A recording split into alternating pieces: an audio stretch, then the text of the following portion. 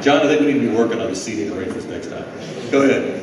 Brett, I was going to see if you could have each guy address, did they play multiple sports when they were in high school? Carl? I don't know if you could say that I played basketball, I was on the team. I wasn't very good at all. And same thing with track. I lost every race, but yeah, I played basketball and track. Tyler? I played baseball and football. I was actually better at baseball, but I just love hitting people and not getting in trouble. So I decided to go to football. Did you have opportunities to play baseball in college? Yes, sir. I had 6 scholarships for baseball, but none for football. But I just didn't want to give it up, so I kept going. Jack? I played basketball. I just like to dunk. That's what I pretty much like to do. I had opportunities to play like D2 for basketball, but I feel like I was too small, so I stuck with the football route. I'd like to tell you how good it feels when you just dunk that basketball. I have no idea.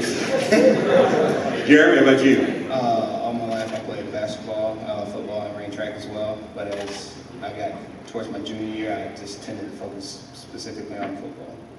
Randy, how about you?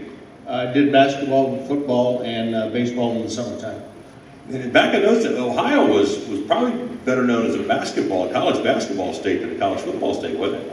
Yes, and but football in the big cities was huge. But I felt from a little small community college or country school out in Champion, Ohio, Warren, Ohio area, is that I felt I was better in basketball. But I'm glad I made the choice to play football. Yeah, pretty good. Go ahead, good question over here. This is for Carl. Like, as a walk-on, how was your mindset going to practice every day? I remember my first couple of practices, I was like 220 pounds, and going against the Big Ten O-line, I just hit them right in the mouth every day and let them know that I wasn't a pushover and that I wanted to be here and wanted to belong. So every day you take the practice field, just know that you belong, and that's a chance to get better. And it's going to take a long time, and it took a long time for me, but it's all about consistency and the will to get better. Hey, Shaq, that Clemson atmosphere, food, but how do you like it up there? Like, what the atmosphere is like great, but It's crazy on game day. 85,000. It'd be so crazy down there. I mean, you can't even hear when you're playing. So they don't care if we play Wofford or App State. There's still gonna be a lot of people there. So that's a great thing about Clemson. It's just more of a family thing.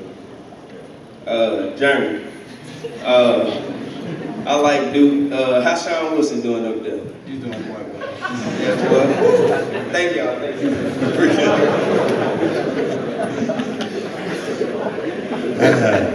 It just dawned on me, Shaq, you were going to Tennessee and then you decided to go to Clemson. You must like orange.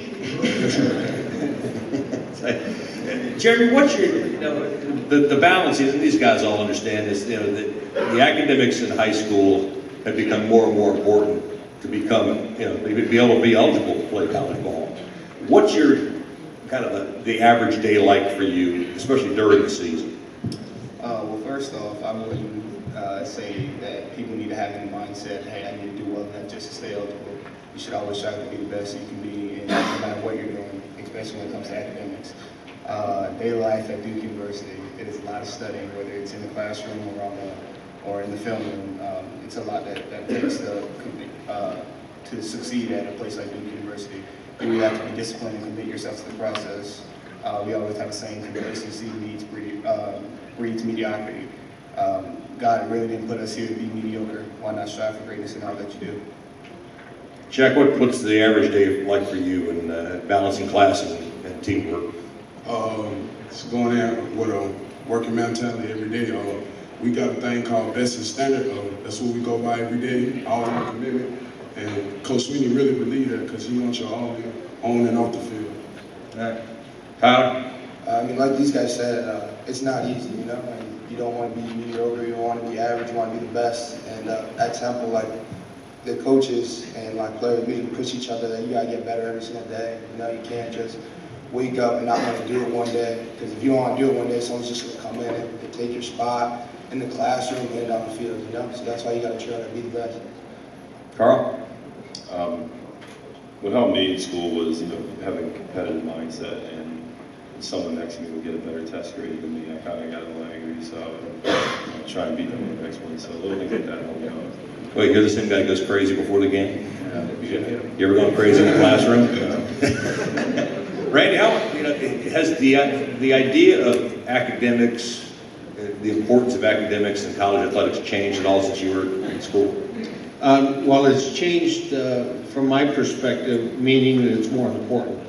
And I was back in the 70s, long before you were all born, but going to school and vocational school or just a community college or a university kind of said, well, you get a pretty good job. But certainly today that has changed, and over the last probably 20, 30 years, and it's how important it is for you today.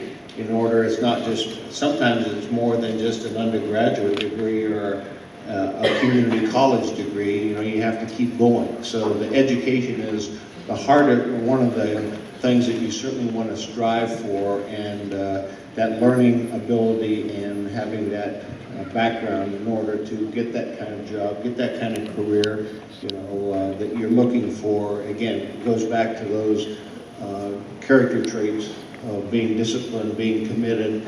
It doesn't mean you always have to be the best. I mean, yeah, there are some people who are always better than we are, but the bottom line is, whether you're on the field or off the field, you know yourself, you're giving your best, and that's probably the most important thing that you could always do, is knowing that you're doing the best that you can, and the coach and teachers and parents certainly appreciate that.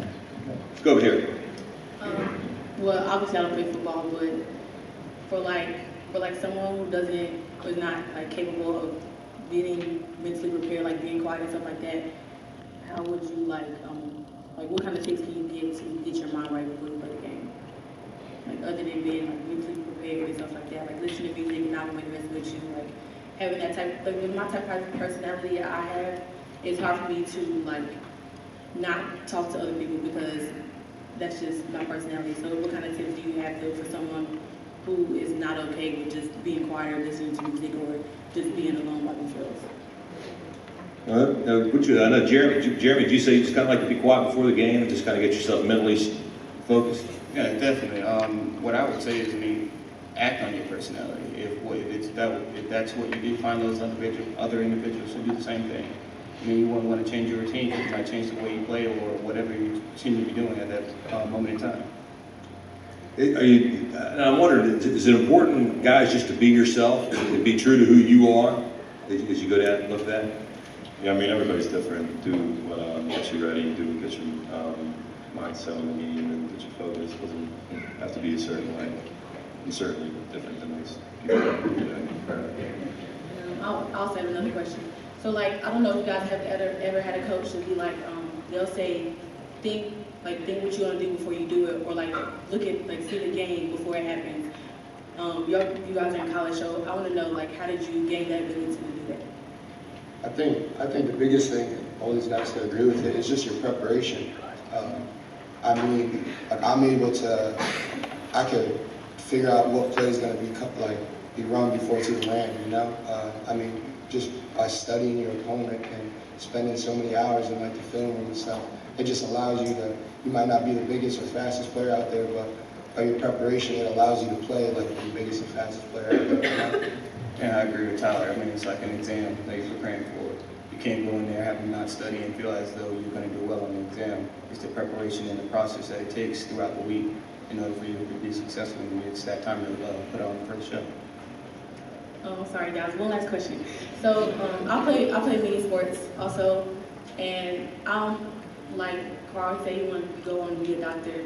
How is it hard for you to keep your grades up and everything? Because I want to go to college to be an anesthesiologist.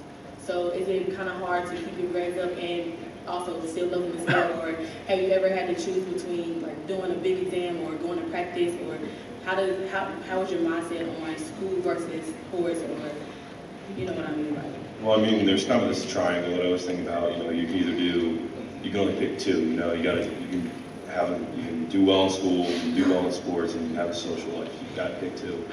I had no social life for during the season, I haven't gone out, at all, don't really hang out. I mean, people are always studying, and it's a great ambition that you have, and it's going to be tough, when other people. It's really easy to work hard when other people around you are working hard too. So if you surround yourself with the right type of people that are, striving to be the best, then that's going to help you out a lot in the future. So that's something I learned early on, just surround yourself with the best type of people. Thank you so much. Thanks a lot. Great questions. Go ahead. Can regarding to like education wise, do you guys have mandatory study hours? Yeah, like Clemson, freshman you gotta get 10 hours. If you got great grades, you'll lower it down. So 10 hours a lot. You just gotta get that work done in that amount of time. And if you gotta do more, you just do extra hours. Yeah, I would say it's the same. When you're a freshman, they definitely make sure that you're on top of your stuff. Like we also have 10 hours of mandatory study all when you're a freshman, and then it's like, as you do well in school, if you get like a 3.0 GPA, you're out of study all, But I know these guys too can say your academic staff is on top of you. They make sure that they know your schedule better than you know, and they can tell you when you got stuff due 2 weeks, 3 weeks from now. So they're definitely on top of you. Yeah, I agree with Tyler. While many people, athletes in particular, might think that it's punishment, it's really for your own benefit. I mean, it's academic staff and whomever else your coaches, those are great resources for you. They truly just want to see you succeed. So while others may think it's punishment, it's really just trying to keep you ahead of the game so you don't fall behind in any of your classwork.